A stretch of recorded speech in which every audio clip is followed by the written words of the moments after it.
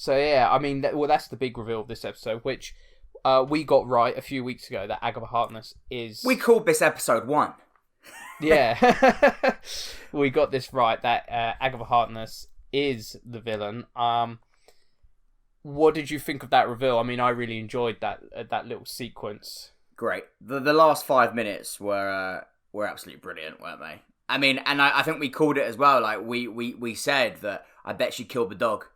And there you go, yes, she killed the dog as well. Like, but no, she's such a great actress, isn't she? She's good, Catherine Hahn. She's very good. She's awesome. I do like Catherine Hahn. Sorry, you go first, mate. No, you go first. I was going to say as well that obviously we learned as well that obviously she's been in control of Evan Peters' character. Because in the montage bit, you see her obviously there when Evan Peters like rings at the doorbell and stuff, and she's like sitting there and like so.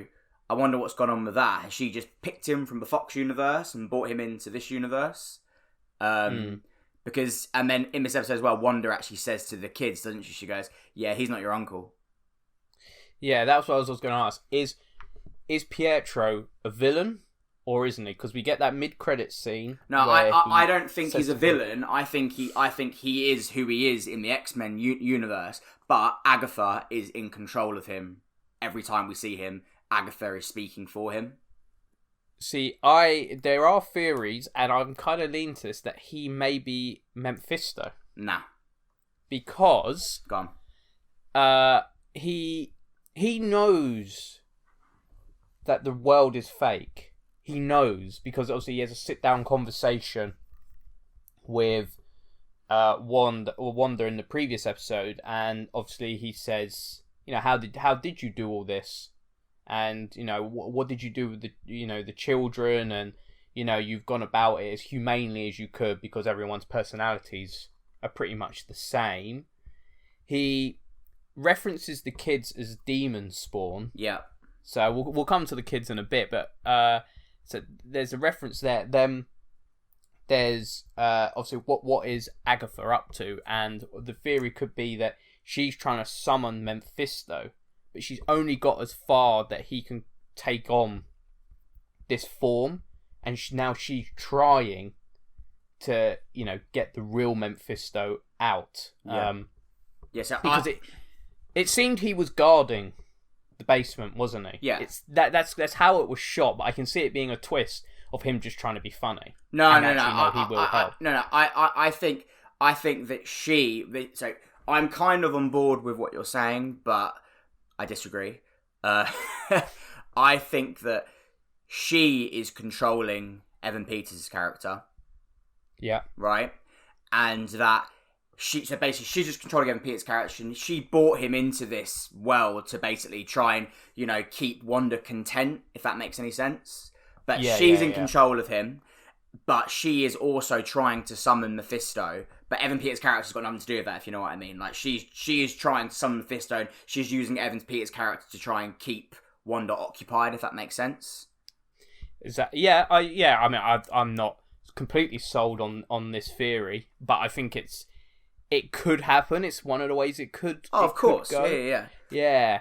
But why does Pietro know everything going on?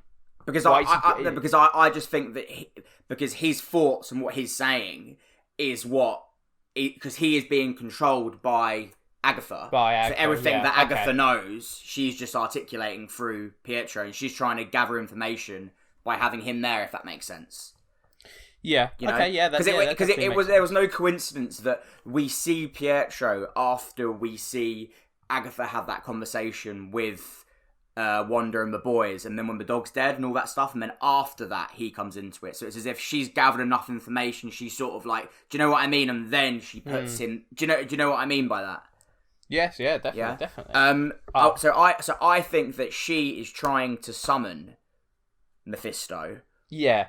I definitely think she is, because we see the book in here in a scene, and that is a lot of people have theorized, and it most certainly is. It's the Darkhold, which is basically just it's like a hell, like it's the book. It's called the Book of Sins. That's what it's also known as, and it's just basically like bad magic and stuff and all that jazz. And Yeah, so I imagine I did what I think is because also you see down in her little basement, her little lair, there's like loads of sort of passageways, Yeah. which I think are like pathways to different dimensions, and maybe the way she got Pietro is she kind of went, well, I can't bring someone back from the dead, so I'll try and find the last Pietro in one of these dimensions, and she's pulled out obviously Evan Peters and said, right, here's his memories, because obviously he references that he got shot in the street. Yeah. Next thing he knows, he's here. So obviously I think he's been given those memories and said, right, crack on.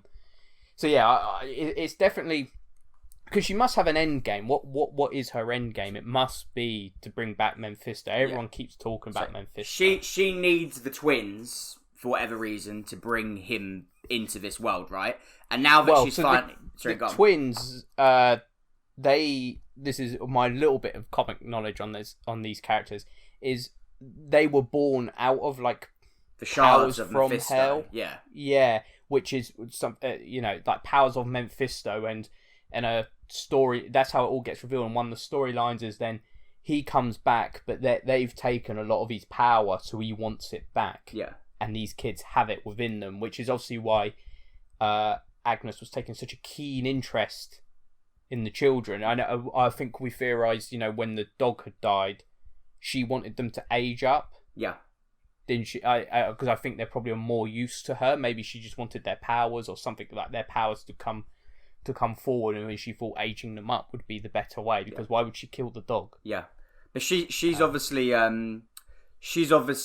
now that she's got the kids, that's why she's obviously revealed herself to Wanda, because in her mind, she is now in the end game. This is the end of it. She's got what she wanted, and I think that's why I think the kids are so crucial to her plan, if you will. What's happened to the kids then? Well, that's it. I don't know what has happened to the kids, but whatever happens to them is that's vital to the summoning of Mephisto, obviously, isn't it? Yeah, I think obviously that has to be her end game. There must be some plan here, which is now going to get revealed in the final 2 episodes. But this is so when I messaged you earlier about there's apparently going to be one more cameo in this. Paul Bettany did a interview recently, and he basically kind of confirmed that Evan Peters wasn't the big cameo they were talking about, the big actor to be in this, and it's an actor he has wanted to work with his whole life. Yeah, he said. So he said, this actor, I've always wanted to work with him, and it's been a pleasure to work with him. So it's led to people saying it could be Ian McKellen, it's Magneto. Yeah. Or it could be obviously Michael Fassbender as the old Magneto. Because obviously Paul Bettany's English, and those 2 actors are famous English actors. Because obviously, why would it be Evan Peters? Why would he have wanted to work with Evan Peters his whole life? But my theory I came up with, it could be Barron Modor. And you can hear me out on this. So that would make sense, because Chitwell Ejiofor, he is a English actor, and I imagine they probably know each other and have always, could be friends within the acting circle. But also, we haven't seen him in a while, and at the end of Doctor Strange, he's obviously become a villain, and he's saying there's too many sorcerers. He doesn't want to see any more sorcerers. He's gonna kill them all now, basically. And this series leads into Doctor Strange, the Multiverse of Madness. So perhaps they'll introduce him, because Agatha Harkness is using the Darkhold book, and they could link that to what is it they use is like the dark dimension or something, isn't it? Yeah, like the dark powers and whatnot. Yeah. Perhaps that Dormammu is something in charge of, isn't it? Yeah, the book will link into him for taking powers, and he's working with Agatha to get people who are sorcerers and stuff together to try and take these powers. It's a very good theory, but I don't think it's going to happen. I don't think it would, but I think it'd be fun. I think it'd be cool, but I think as well, like, we need to think bigger. I think that's not Luke Skywalker level cameo, is it? That's the thing. I think that's been misquoted quite a bit, in that Elizabeth Olsen didn't say that. She got asked it, and she said yes, there is a cameo, and everyone was like, Luke Skywalker-esque. She didn't correct that. So maybe it could be this. Yeah, but I don't think know. about it. Think about it like this, right?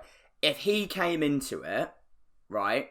Yeah, we'd sit there and we'd go, nah, "That's cool. That's a cool link." But that's as much excitement as we'd give. Okay, so imagine what your casual fan would be like watching this. They'd be like, "Who the fuck is that?"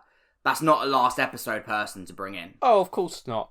But also, I would say the thing about it is how it's used in the storytelling method. I think it's been confirmed Benedict Cumberbatch isn't going to be in it.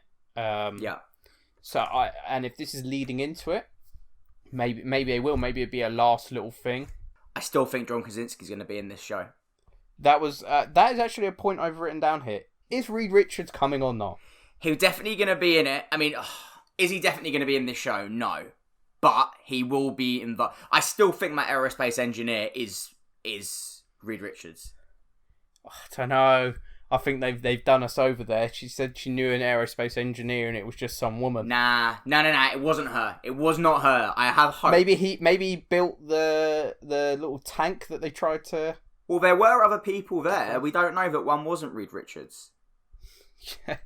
What, he's just some lowly background guy. He's just doing his science experiments. You know, he doesn't need to introduce himself, does he? Like, true.